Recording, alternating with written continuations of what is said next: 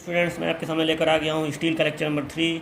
पिछले 2 लेक्चर्स में हम लोग कंप्रेशन मेंबर के बारे में पढ़ रहे थे और कंप्रेशन मेंबर में आपको याद होगा कि मैंने आपको पहले लेक्चर में थ्योरी पूरा पढ़ाया था, ठीक है। और दूसरे लेक्चर में मैंने आपको स्ट्रट का स्ट्रेंथ का न्यूमेरिकल बताया था। जनरली इस चैप्टर में स्ट्रेंथ के न्यूमेरिकल्स हैं और डिजाइन के न्यूमेरिकल्स हैं। स्ट्रेंथ के न्यूमेरिकल स्ट्रट के अलग टाइप के हैं और कॉलम के अलग टाइप के होते हैं, और यही हाल डिजाइन के साथ भी है, ठीक है। तो देखिए, स्ट्रट का न्यूमेरिकल हम लोग काफ़ी अच्छे से पिछले बार किए भी थे और मैंने कुछ होमवर्क भी दिया था जो बहुत अच्छे तरीके से लोगों ने करके दिखाया है। आज के इस लेक्चर में हम लोग कॉलम का स्ट्रेंथ का न्यूमेरिकल करेंगे। तो देखिए, कॉलम के स्ट्रेंथ के न्यूमेरिकल में स्टेप लिखने की जरूरत नहीं है, क्योंकि स्टेप वही लागू होगा जो स्ट्रट पे मैंने बताया था। मतलब जो मैंने स्ट्रट के लिए बताया था, जो एंगल का प्रयोग करके बनता है, उस वही वाला स्टेप इसमें भी लागू होगा, कॉलम में भी, ठीक है। थोड़ा सा हल्का फुल्का मॉडिफिकेशन होगा तो मैं आपको बताऊंगा। यहाँ पर मैंने एक क्वेश्चन लिखा हुआ है। आज मैं अलग अलग टाइप के कॉलम के क्वेश्चन आपको कराऊंगा और कुछ क्वेश्चन लास्ट में दूंगा भी, और समय बचेगा तो डिजाइन भी बताऊंगा। तो देखिए, कॉलम का जो स्ट्रेंथ का न्यूमेरिकल है, सबसे पहले तो आप थोड़ा सा पुरानी बातों को रिकॉल कर लेते हैं कि पिछले क्लास में मैंने आपको बताया था कि स्ट्रेंथ निकालने के लिए सबसे पहला काम आप क्या करिएगा कि स्ट्रेंथ के क्वेश्चन में आपको ये तो दिया ही रहेगा कि अगर कॉलम का क्वेश्चन है तो कॉलम में आपको ये जरूर बताएगा कि सेक्शन कौन सा है, चैनल है, आई है, या एक चैनल सेक्शन है, कैसे जुड़ा है, उसके ऊपर कोई प्लेट वगैरह भी लगाया गया है क्या।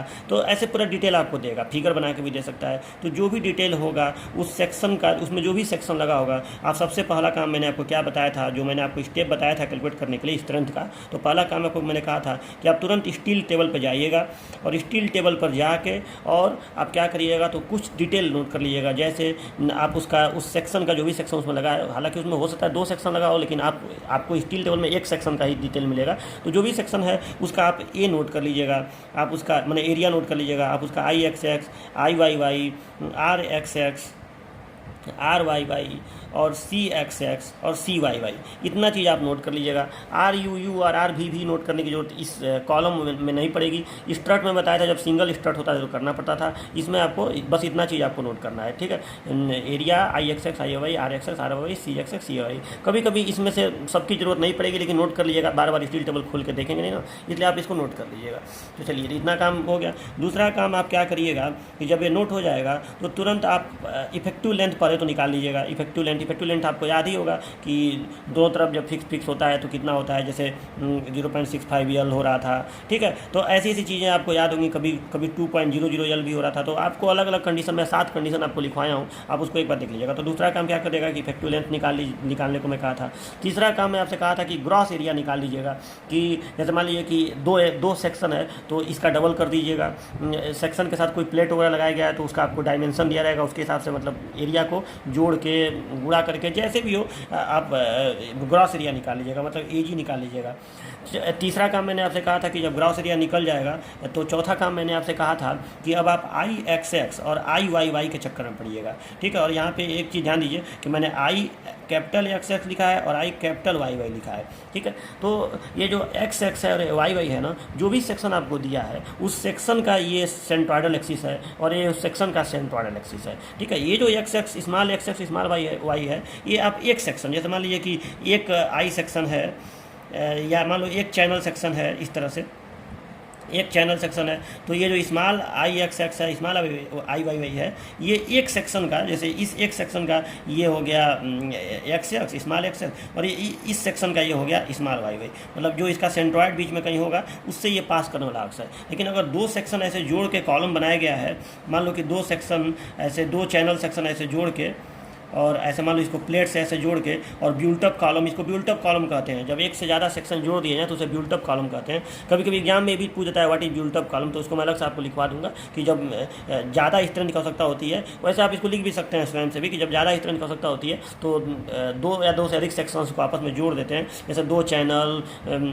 या 2 आई या आई के साथ प्लेट, ऐसे मतलब जब 2 से ज़्यादा सेक्शन जोड़ दिए जाए तो उसको हम लोग ब्यूल्टअप सेक्शन कहते हैं, ठीक है। तो अब इस ब्यूल्टअप सेक्शन में अब जाहिर सी बात है, इसका ना ये जो केवल ये जो चैनल सेक्शन है, इसका ना यहाँ पे वाई वाई अक्ष आ रहा है और इसका ना यहाँ पे एक्स एक्स आ रहा है, लेकिन ये जो पूरा सेक्शन बना है इसका तो सेंट्रोइडल एक्सिस कहीं यहाँ होगा और कहीं यहाँ होगा, तो ये कैपिटल वाई वाई हो गया और ये कैपिटल एक्स एक्स हो गया, ठीक है। तो आपको इस पूरे सेक्शन का इसके परत और इसके परत मोमेंट ऑफ इनर्शिया निकालना है। यही स्टेप सबसे ज़्यादा टफ स्टेप होता है, मतलब पूरे स्ट्रेंथ कैलकुलेशन में ये स्टेप थोड़ा टफ होता है, ठीक है। तो ये आपको बुद्धि लगा के निकालना है। किसी एक में डबल करने से काम चल जाएगा। मतलब हो सकता है कि कभी कभी आई एक्सेस जो है इस स्मॉल आई एक्सेस का दोगुना करने पर निकल जाता है। मतलब अब वो सेटिंग के हिसाब से होगा। इसको आप स्टेप में बस इसको इतना लिख लेंगे कि आई एक्सेस आई वाई निकालते हैं, वो मैं लिखवाया भी हूँ आपको। लेकिन अब इसका तरीका अलग अलग क्वेश्चन के लिए अलग अलग होगा।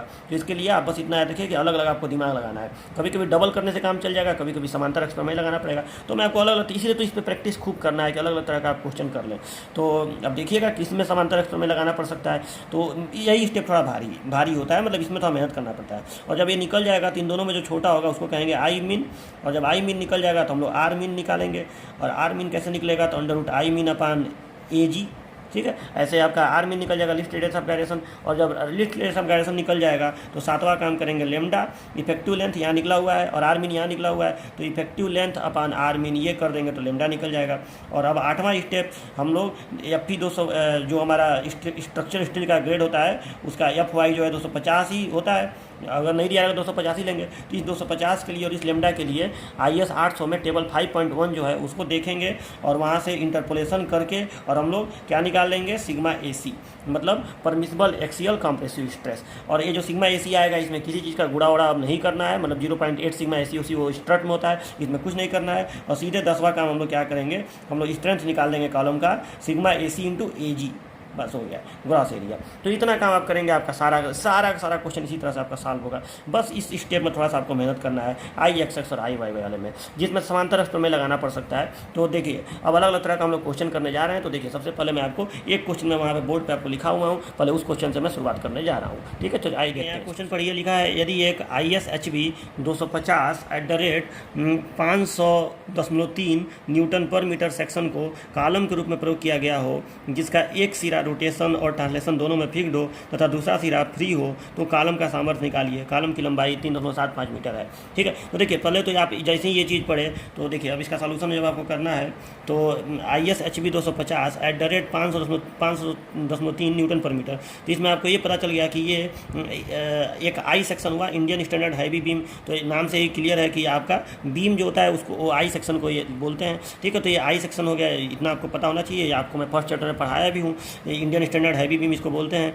और ये जो 250 है ये उसका टोटल डेप्थ होता है, टोटल डेप्थ जैसे ऐसे आई सेक्शन है तो ऐसे आई सेक्शन है मान लीजिए 250 इसका टोटल ये डेप्थ होगा, ठीक है। तो और ये 510.3 न्यूटन पर मीटर ये इसके एकांक लंबाई का भार है, इस जिससे हमको यहाँ पे कोई मतलब नहीं है, बस वो लिख दिया है, ठीक है। और एक आई सेक्शन है, मतलब एक ही ये सेक्शन है, ज़्यादा सेक्शन नहीं, एक ही सेक्शन का कॉलम बनाया गया है, मतलब एक आई सेक्शन ऐसे खड़ा है और उस पर कंप्रेसिव लोड लग रहा है, जिसका एक सिरा रोटेशन और ट्रांसलेशन दोनों में फिक्स्ड है। मतलब ये जो आई सेक्शन है उसका एक सिरा जो है रोटेशन ट्रांसलेशन दोनों में फिक्स्ड है, यानी फिक्स सपोर्ट हो गया, effectively held in rotation and stand effectively held in position and standard translation, ठीक है। तो ये हो गया आपका दोनों में फिक्स्ड है तथा दूसरा सिरा फ्री है, दूसरा सिरा यहाँ पे फ्री है, ठीक है। दूसरा सिरा ऐसे वाला जो मैं बनाया था फिगर, तो आपको इसका इफेक्टिव लेंथ याद ही होगा कितना होता है। तो ये हो गया, कॉलम की लंबाई 3.75 मीटर है, मतलब एक्चुअल लेंथ कैपिटल L आपको दे दिया है। तो चलिए इसको शुरू करते हैं क्वेश्चन को लगाना। तो सबसे पहले हम लोग क्या करेंगे, ऐसा कभी भी क्वेश्चन आए तो आप लोग सबसे पहला काम क्या करेंगे, गिवन लिखेंगे, ठीक है। और एक्चुअल लेंथ आपको दे दिया है 3.75 मीटर, जो चीज़ लिखा हो लिख लीजिए, ठीक है। और ये चीज़ हो गया, और ये सब लिखने की ज़रूरत नहीं है, एक सिरा फिक्स्ड और वो सब, ठीक है। ये हो गया और यहाँ इसका डिटेल लिख दीजिए, ISHB 250 @500.3 न्यूटन पर मीटर। और ये बिल्टअप सेक्शन नहीं है, क्योंकि एक ही सेक्शन है। बिल्टअप सेक्शन उसको कहते हैं जिसमें एक से ज़्यादा सेक्शन हो, एक ही सेक्शन है। अब चलिए फ्रॉम स्टील टेबल, अब स्टील टेबल पर तुरंत चले जाइए और स्टील टेबल में जाके और जितना चीज़ मैं कहा हूँ नोट कर लीजिए। हालांकि इसमें एक ही सेक्शन है तो ज़्यादा कुछ नोट करने की जरूरत इसमें है नहीं, केवल RXX RYY और A नोट कर लेंगे तो भी काम चल जाएगा, क्योंकि इसमें और कुछ कैलकुलेट करना ही नहीं है। सीधे एरिया तो जब एक ही सेक्शन है, एक ही आई सेक्शन है तो एरिया तो वही वाला एरिया हो जाएगा, और list radius of gyration RXX RYY में जो छोटा होगा वही होगा। तो इसमें तीन ही डिटेल हम लोग लिखे तो काम चल सकता है। पूरा detail CXX CYY IXX IYY लिखने की जरूरत नहीं है, क्योंकि एक ही सेक्शन हमको और कुछ कैलकुलेट करना ही नहीं पड़ेगा। तो देखिए ये सेक्शन यहाँ पे आपको दिख रहा होगा, ISHB 250 यहाँ पे है ना, ISHB 250, और इसके लिए एरिया लिखा है 64.96 सेंटीमीटर स्क्वायर। तो इसको मिलीमीटर स्क्वायर में कितना हो जाएगा, 6496। तो इसका एरिया हो गया 6496 मिलीमीटर स्क्वायर, ठीक है। और इसका RXX और RYY नोट कर लेते हैं, बस यही दोनों नोट करने से काम चल जाएगा इसमें, ठीक है। तो इसका RXX देखिए कितना दिया है, तो देखिए हमने तीनों चीज़ लिख दिया इसका। क्यों तीन ही चीज़ लिखा है, आई x x I Y c x x c Y क्यों नहीं लिखा है, क्योंकि हमें इन्हीं दोनों से सीधे, जब एक ही आई सेक्शन है तो इन्हीं दोनों का minimum list radius of gyration होगा। सब लिखने का उद्देश्य क्या है, आर मिन निकालना, तो आर मिन इन्हीं दोनों का छोटा वाला होगा। लेकिन ब्यूल्टअप सेक्शन में ऐसा नहीं होगा, इस सेक्शन में ऐसा होगा क्योंकि एक ही सेक्शन है, तो इसलिए आर मिन आपको साफ दिख रहा है। कौन है दोनों में छोटा, तो दोनों में छोटा ये है 54.9 mm। ठीक है, तो अब लिखेंगे now slenderness ratio lambda is equal to slenderness ratio lambda is equal to effective length upon r min. ठीक है, चलिए तो ये इतना आया। आप लोग कैलकुलेशन एक बार वेरीफाई कर लीजिएगा, वैसे इतना आ रहा है। ठीक है, और अब देखिए अब हम चलेंगे from steel table from I S 856। देखिए लिखेंगे फ्राम आई एस 800 टेबल 5.1, इससे चला जाए और इस लेमडा के लिए और एफ 250 के लिए, मतलब एफ 250 नहीं एफ 250 के लिए हम लोग चला जाए और इंटरपोलेशन देखा जाए, करना पड़ेगा। देखिए यहाँ मैंने मान नोट कर दिए, उसको स्टील टेबल आई एस 800 देख के अब इंटरपोलेशन का फॉर्मूला लिखेंगे। तो y is equal to y1 plus, पिछले टर्न पे मैंने यहाँ पे माइनस लिख दिया था, वो गलत कर दिया था मैंने, y1 plus x minus x1 bracket में y2 माइनस y1 अपान x2 माइनस x1। ठीक है, इससे आप सॉल्व करेंगे, तो करिए इसको सॉल्व। तो सॉल्व करने पे इतना आया, मैंने इसको सॉल्व कर लिया, इतना आया है। ठीक है, तो इसलिए यही y जो है सिग्मा AC हो गया। अब लास्ट आंसर, इसलिए या लिखेंगे 10 strength P is equal to sigma AC into A मतलब वही AG है जो एक सेक्शन का एरिया है। तो सिग्मा AC का मान 53.03 और ए का मान मैंने स्टील टेबल से देखिए यहाँ पे लिखा था कि ए का मान कितना है 6496 ना, 6496। ठीक है, तो ए का मान है 6496। ठीक है, तो ये आपका इसको गुणा करने पर आएगा 344 482.82 न्यूटन। तो किलो न्यूटन में हो गया 344.48 किलो न्यूटन। तो ये हो गया इसका आंसर। ठीक है, तो ऐसे बहुत ही ईजी न्यूमेरिकल था ये, तो ऐसे न्यूमेरिकल इसका करना है। चलिए तो नेक्स्ट न्यूमेरिकल देखिए। देखिए ये सेकंड क्वेश्चन है। क्वेश्चन पढ़ा जाए, चित्र में दिखाए गए कॉलम के दोनों सिरे पोजीशन में फिक्स्ड हैं परंतु रोटेशन में फिक्स्ड नहीं है। कॉलम की लंबाई 4 मीटर है। कॉलम का सेफ लोड कैरिंग कैपेसिटी निकालिए। सेफ लोड कैरिंग कैपेसिटी माने स्ट्रेंथ। ठीक है, और कह रहा है कि कॉलम के दोनों सिरे पोजीशन में फिक्स्ड हैं, यानी इफेक्टिवली हेल्ड इन पोजीशन, परंतु रोटेशन में फिक्स्ड नहीं है, but not stand against rotation.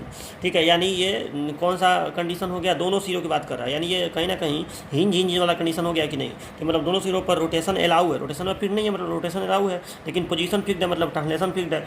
तो ट्रांसलेशन फिक्स्ड है, रोटेशन अलाउ है यानी हिंज, और दोनों सिरों पर हिंज है। तो हिंज के केस में इफेक्टिव लेंथ जो होता है वो एक्चुअल लेंथ के बराबर होता है। यल बराबर कैपिटल एल होता है, मतलब 1.00 यल मैं आपके नोट्स में लिखवाया हूँ, तो वही बात हुआ। ठीक है, तो ये होता है आपका। तो चलिए अब इस क्वेश्चन को हल किया जाए। ये एक बिल्टअप सेक्शन है। क्यों बिल्टअप सेक्शन है, क्योंकि यहाँ फिगर में देखिए तो ये आई सेक्शन है, और आई सेक्शन सिंगल नहीं है जैसा पहला वाला क्वेश्चन था। इसके ऊपर ये प्लेट लगाया गया है, प्लेट को लिखा है 14 mm थिक, मतलब 14 mm इसकी थिकनेस हो गई। ये मोटाई 14 mm है, और नीचे इसका साइज भी यहाँ 300 दिया गया है। जितना नीचे है उतना ही ऊपर है। फिगर में लिखा तो नहीं है, लेकिन कुछ चीज़ें चित्र देख के पता चल जाती हैं। तो फिगर ऐसे बनाया है, मतलब ये भी 300 mm है, ये भी 300 mm है। और इस सेक्शन का नाम बस दिया है ISHB 450 @855.4 न्यूटन पर मीटर। 450 इसमें क्या होता है आपको मैं पढ़ाया हूँ पहले चैप्टर में, यहाँ से यहाँ तक की डेप्थ 450 होगा। ठीक है, तो चलो अब इस क्वेश्चन को करते हैं। जैसे मैंने आपको स्टेप बताया, स्टेप बाय स्टेप ही चलेंगे।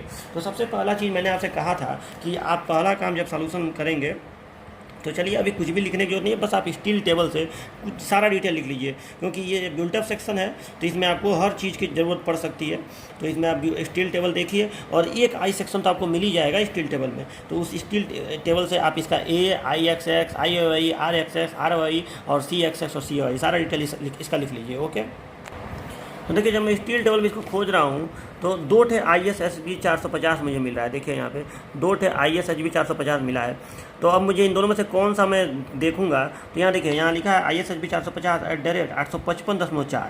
तो 855.4 नहीं, यहाँ पे इसमें लिखा है 87.2, मतलब ये वेट पर मीटर वाला कॉलम है। देख लीजिए यहाँ पे वेट पर मीटर है, तो वेट पर मीटर वाले कॉलम में यहाँ लिखा है 87.2, यहाँ लिखा है 92.5। तो अब जाहिर सी बात है ये kg पर मीटर में दिया है, ऊपर मात्रा लिखा है kg पर मीटर, तो इसको मैं न्यूटन बनाऊंगा और 872 हो जाएगा। तो ये 872 न्यूटन पर एमएम हुआ, ये 925 न्यूटन पर एमएम हुआ। और इसमें दिया कितना है 855। तो देखिए इसमें 872 का दिया है, तो हम लोग इसी का इस्तेमाल करेंगे जो करीब करीब मैच कर जाए। 925 तो ज़्यादा हो गया, तो क्वेश्चन में 855 लिखा है, लेकिन हम लोग 872 वाले का प्रयोग करेंगे। इसके अलावा और कोई इसमें दिया नहीं है, तो यही वाला हम लोग प्रयोग करेंगे। तो ISHB 450 872। अब इस 872 वाले का सबसे पहले एरिया लिख लिया जाए। तो एरिया इसका दिया है 111.14 यानी 111.14 मिलीमीटर स्क्वायर हो गया। चलिए तो एरिया हो गया 111.14 मिलीमीटर स्क्वायर। चलिए ये इसका एरिया हो गया। एरिया लिखने के बाद इसका हम लिख लेते हैं सबसे पहले इसका क्या डिटेल मिल रहा है। IXX दिया है, आई स्मॉल XX ऐसे लिखेंगे, ठीक है। तो देखिए इसका IXX यहाँ देख लेते हैं। IXX अब इसका कितना दिया है, तो देखिए IXX इसका दिया है 39,210.8 सेंटीमीटर टू द पावर 4। तो इसमें 10 पे घात 4 का गुणा कर देंगे, 39,210.8 39,210.8 गुणे 10 पे घात 4 मिलीमीटर टू द पावर 4 हो जाएगा। इधर से IYY दिया है 2985.2 गुणे 10 पे घात 4 मिलीमीटर टू द पावर 4 हो जाएगा, ठीक है। इसी तरह से RXX दिया है 18.78 तो ये 18.78 सेंटीमीटर दिया है ना, तो मिलीमीटर में हो जाएगा 187.8 मिलीमीटर। और RYY का मान दिया है, RYY का मान यहाँ दिया है 5.18 यानी 51.8 मिलीमीटर। ओके, अब देखिए अब मैं आपसे कहा था CXX और CYY का मान लिखने के लिए, लेकिन देखिए आप इसके स्टील टेबल में देख रहे हैं तो CXX CYY का मान दिया नहीं है। इसलिए नहीं दिया है कि अगर कोई I सेक्शन है, तो उसका तो CXX CYY पता करने की ज़रूरत नहीं पड़ती है। जैसे I सेक्शन है इस तरह से, मैं थोड़ा सा ऐसे सिंपल I सेक्शन बना रहा हूँ, तो अगर एक I सेक्शन है इस तरह से, तो इसका तो ज़्यादा बात है बीच में यहाँ पर होता है, ठीक है। तो यहाँ पर ऐसे होता है, ये सिमेट्रिकल है, तो ये एकदम बीच में होता है। तो यहाँ से इसकी हाइट सबको पता होती है, आधा होता है इस टोटल डेप्थ का। तो इसलिए इसका CXX CYY आपको स्टील टेबल में नहीं मिलेगा और वो लिखने की ज़रूरत भी नहीं है, ठीक है। इसका तो सीधे पता रहता है।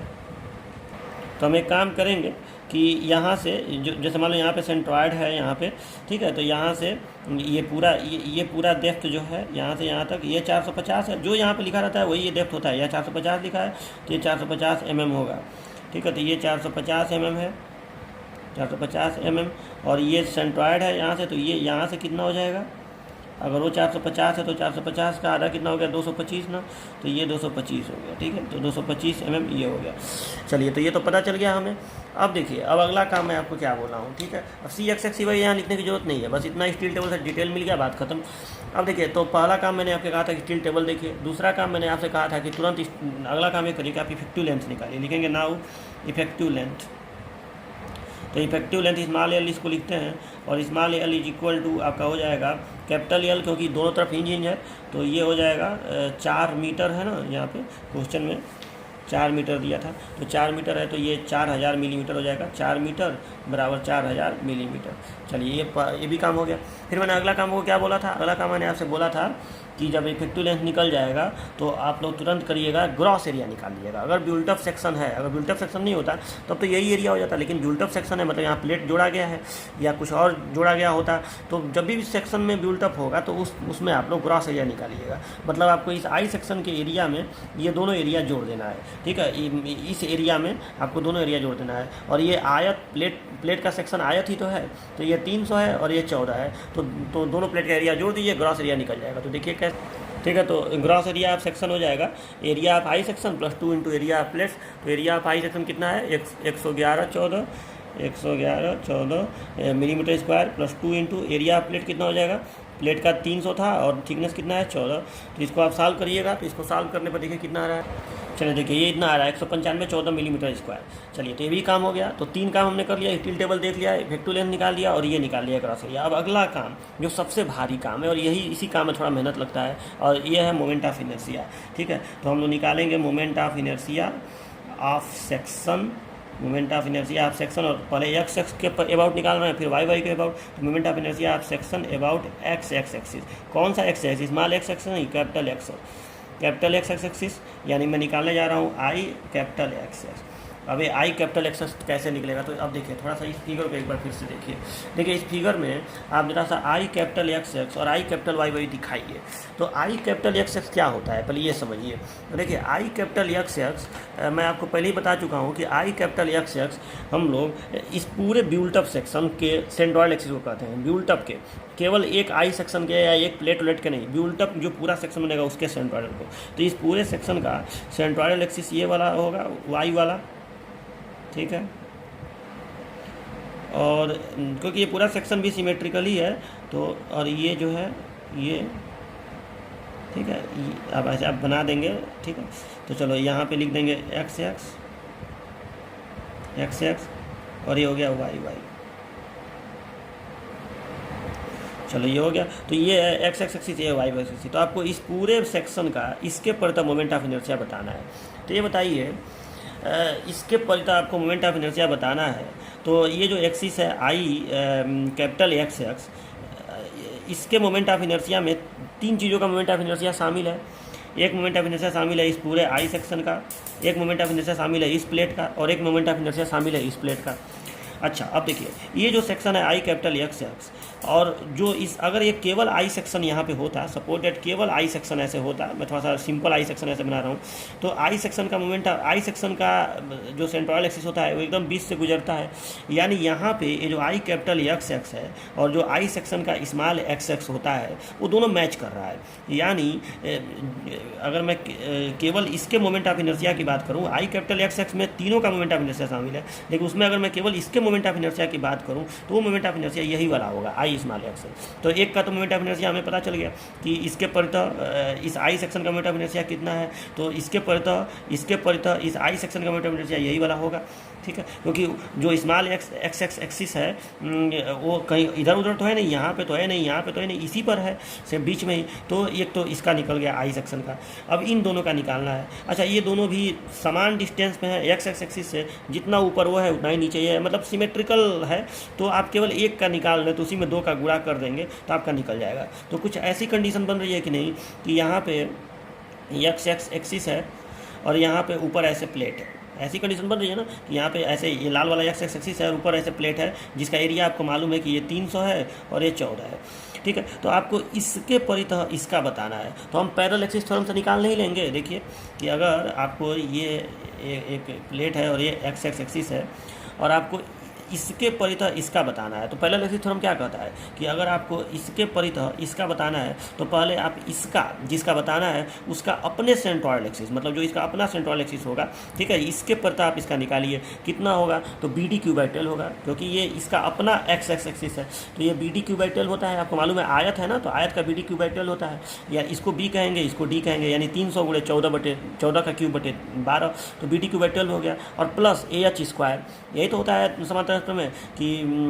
इसके परितः मोमेंट ऑफ इनर्शिया और प्लस ए एच स्क्वायर। तो इसका ए कितना होगा बी इंटू टी, और एच कितना होगा तो एच इसी को तो कहेंगे ये इस एक्सिस और इसका अपना जो सेंट्रल एक्सिस है, इन दोनों के बीच की दूरी को इसी को तो एच कहेंगे। तो ये दूरी बहुत आसान है। यहाँ से चाहे नीचे वाला का दिखाई चाहे ऊपर वाला दिखाई, तो यहाँ से यहाँ तक का दूरी 225 है, और इसका आधा अगर आप कर दें तो ये 14 है, तो 225 में अगर आप 7 जोड़ दें तो यहाँ से यहाँ तक का दूरी नहीं निकल जाएगा। 225 में 7 जोड़ेंगे तो 232 आएगा, 232 mm हो जाएगा, मतलब ये 232 mm में दूरी हो जाएगी। समझ में आया ना, यहाँ से यहाँ तक 225 में से 14 का आधा 7 जोड़ दीजिए तो यहाँ से यहाँ तक का डिस्टेंस आपको पता चल जाएगा। यही दोनों अक्षों के मतलब पूरे सेक्शन का सेंट्रोइड एक्सिस और इस केवल प्लेट का सेंट्रोइड एक्सिस के बीच की दूरी हो जाएगी। तो ये आपका हो गया, ठीक है। तो ऐसे आप लोग इसको समांतर स्तर में लगा के इसको कर लेंगे, ठीक है। तो मुझे पूरा उम्मीद है कि आपको ये जरूर समझ में आ गया होगा। तो अब देखिए, तो यहाँ पे हम लिखेंगे कि आई एक्स एक्स बराबर, पूरे सेक्शन का आई एक्स एक्स बराबर, ये सब मिट जा रहा है, ठीक है, 19,500 कितना आया था, 19,514 ना, ठीक है। तो पूरे सेक्शन का सेंट्रोइड एक्सिस आई एक्स एक्स जो है ये कितना होगा, तो आई एक्स एक्स इक्वल टू होगा moment of inertia of I section, ठीक है, और plus 2 into moment of inertia of plate, 2 into moment of inertia of plate, ठीक है। 2 इंटू इसलिए क्योंकि दोनों प्लेटों में से किसी भी एक का आप निकाल देंगे तो उसमें 2 का गुणा कर देंगे तो सॉल्व हो जाएगा। तो मोमेंट ऑफ इनर्शिया आप आई सेक्शन यानी आई small x x, I capital x बराबर आई स्मॉल एक्स एक्स और plus 2 into moment of inertia of plate आपको निकालना है। तो अब देखिए 2 into moment of inertia of plate कितना होगा, यहाँ पे आई स्मॉल एक्स एक्स आप नो लिख के सीधे मन करे तो लिख दीजिए जो है वहाँ पे, ठीक है। तो ये आई एक्स एक्स कितना था 39,210.8 39,210.8 गुणे 10 पे घात 4 और प्लस अब देखिए 2 into moment of inertia of plate, तो 2 into moment of inertia of plate. तो सबसे पहले प्लेट का अपने सेंट्रोइड एक्सिस के ऊपर क्या होगा, यही तो फॉर्मूला होता है BD/12 प्लस AH स्क्वायर, समांतर एक्सप्रेशन में से निकल रहा है, याद रखिएगा। तो B कितना था प्लेट का 300 और D कितना है उसका 14, तो BD/12 और प्लस A कितना है प्लेट का 300 गुणे 14 और गुणे H कितना हुआ 232 हुआ था ना, 232 का स्क्वायर।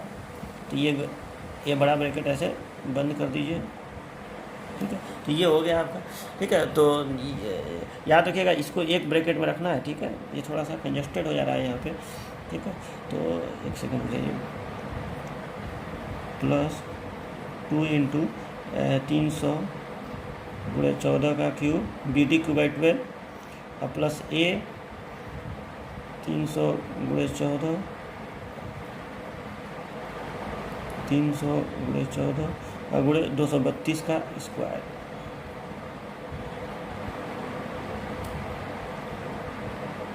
चलिए ये हो गया आपका, ठीक है। तो इस तरह से आपको करना है। एक बार फिर से इसको मैं समझा दे रहा हूँ जिसको ना समझ में आया हो कि ये जो प्लेट है इस प्लेट का आपको इसके परता निकालना है।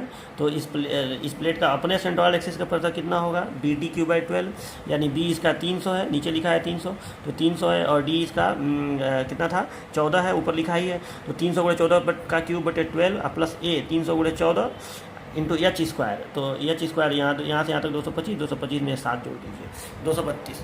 चलिए तो ये ठीक है। तो ये हो गया आपका इसका मोमेंट ऑफ इनर्शिया, ठीक है। तो इसको हम सॉल्व करेंगे। तो देखिए इतना आ रहा है, आप लोग एक बार वेरीफाई कर लीजिएगा, इतना वैसे आना चाहिए। चलिए अब दूसरा काम हम लोग करेंगे कि moment of inertia of section about y axis, capital y axis यानी आई कैपिटल वाई, इसको निकालते हैं।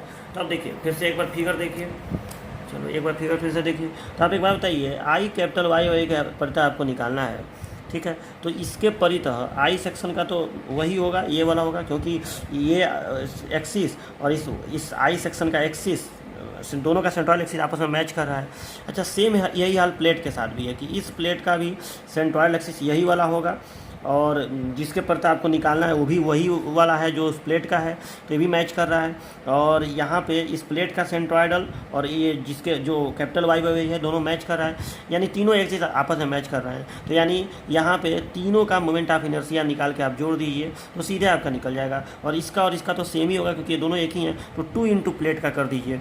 यानी इसका आपको पता ही है आई स्मॉल वाई और इसका सीधे DB/12 एक आयत हो, एक ऐसे आयत हो, इसका आपको इसके परता पूछा जाए सेंट्रोइडल के परता तो DB/12 होता है, वही हाल तो है यहाँ पे DB/12, तो सीधे 2 इंटू DB/12 कर देंगे, ठीक है। तो देखिए तो वाई बराबर जब आप लिखेंगे moment of inertia of I section plus 2 into moment of inertia of plate about y axis, थोड़ा जगह कम है यहाँ पे, नियम के हिसाब से हमें लिखना चाहिए moment of inertia of plate about y axis, यहाँ लिखना चाहिए moment of inertia of plate about x axis, लेकिन चलिए उतना चलेगा। आई सेक्शन का देख लीजिए वाई एक्सिस पर तक कितना है 2985.2 गुणे 10 पे घात 4 प्लस 2 इंटू और ये कितना हो जाएगा, सिर्फ DB/12 हमको कर देना है, यहाँ पे ब्रैकेट लगा दे रहे हैं, ठीक है। यहाँ चलो तो ब्रैकेट है, ठीक है। तो 2 इंटू DB/12 करना है हमें, तो D कितना है 14 इंटू B कितना है 300 क्यूब बटे 12। चलो इसको जब हम सॉल्व करेंगे तो हमारा आ जाएगा मोमेंट ऑफ इनर्शिया वाई के बाद। तो देखिए ये आया 9285.2 गुणे 10 पे घात 4। अब आप देखिए कि इस मोमेंट ऑफ इनर्शिया में और इस मोमेंट ऑफ इनर्शिया में I capital x I capital y में बड़ा कौन है, तो छोटा कौन है, सॉरी। तो 84,422 और 9285.2, जाहिर सी बात है 9285.2 छोटा है, तो यही आई मीन हो गया। तो लिखेंगे इसलिए I mean is equal to 9285.2 था ना, 9285.2 गुणे 10 पे घात 4 मिलीमीटर टू द पावर 4। ठीक है। तो ये आई मीन हो गया। तो फिर इस हैंस हम लिख देंगे hence R min is equal to least radius of gyration is equal to under root I min upon gross area A G, यही तो होता है, ठीक है। तो ये इसको हम सॉल्व करेंगे तो अंडर रूट आई मीन का मान होगा 9285.2 × 10⁻4 और ग्रॉस एरिया का मान कितना है, ग्रॉस एरिया का मान हम लोग फर्स्ट स्टेप में निकाले हैं, ठीक है। ग्रॉस एरिया का मान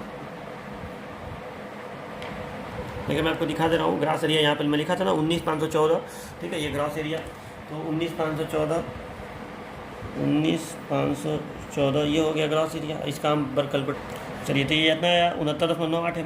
अब हम करेंगे कि now slenderness ratio lambda is equal to effective length upon r mean, ठीक है। इफेक्टिव लेंथ 4000 मिलीमीटर था और आर मीन का मान आया 69.98, ठीक है। तो इसको हम सॉल्व करेंगे तो स्लेंडरनेस रेशियो हमारा आएगा 57.16, ठीक है।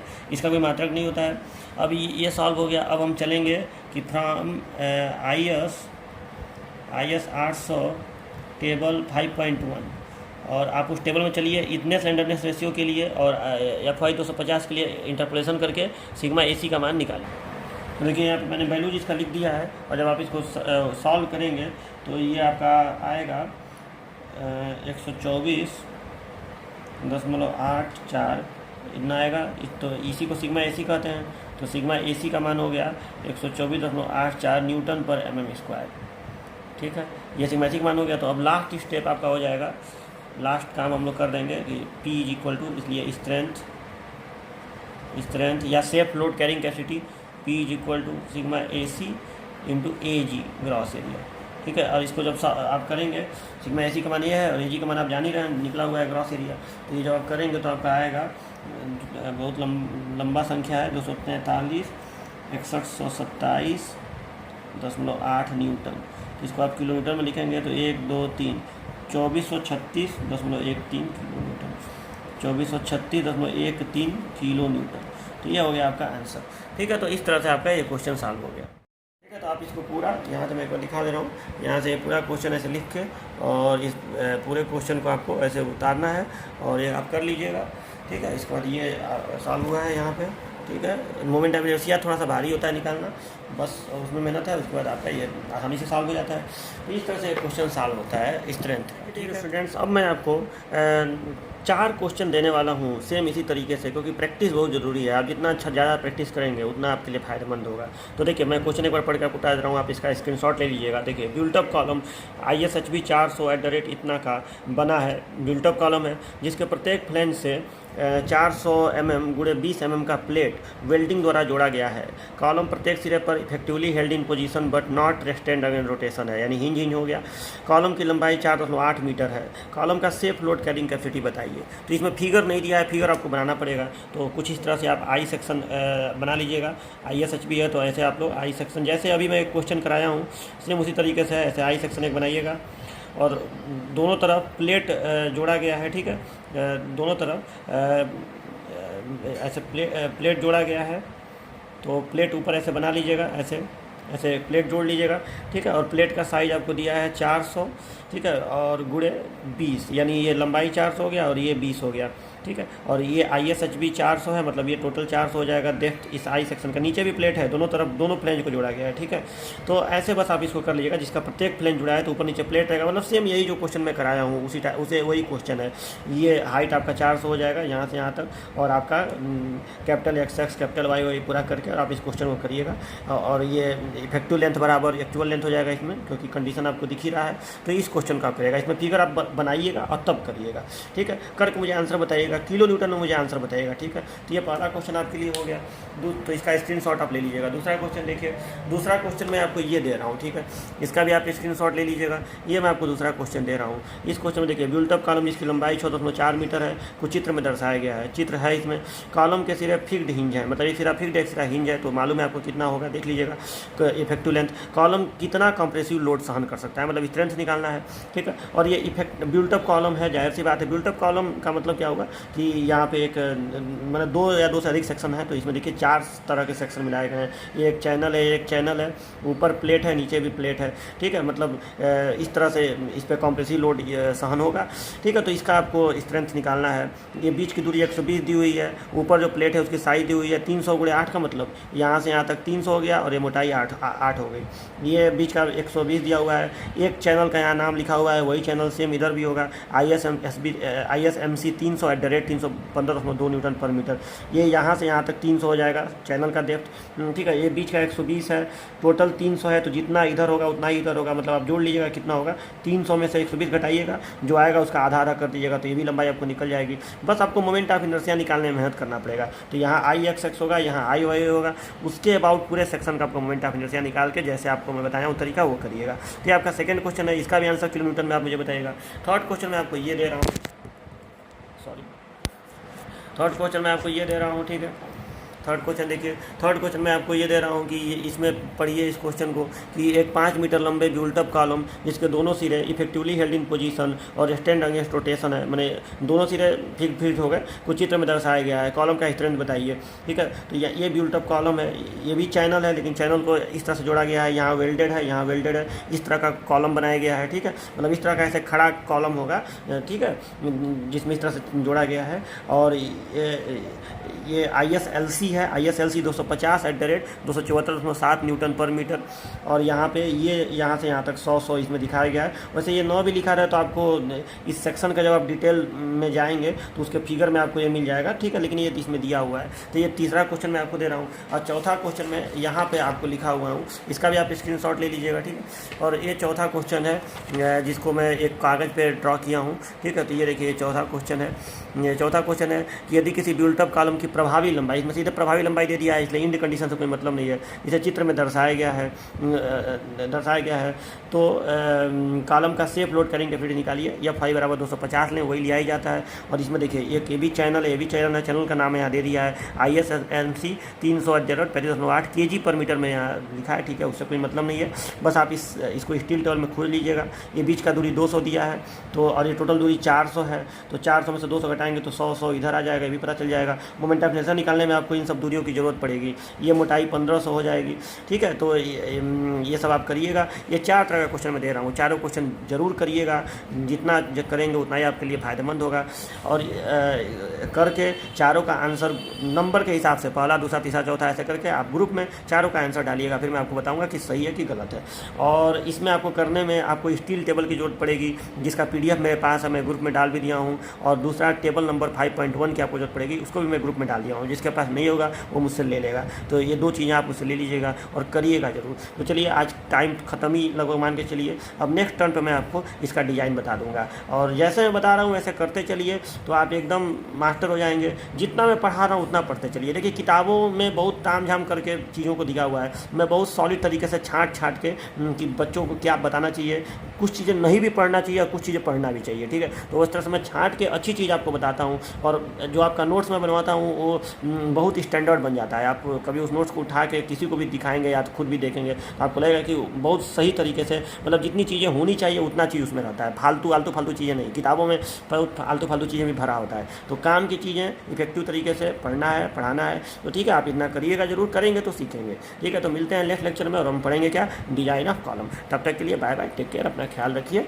Okay, good bye.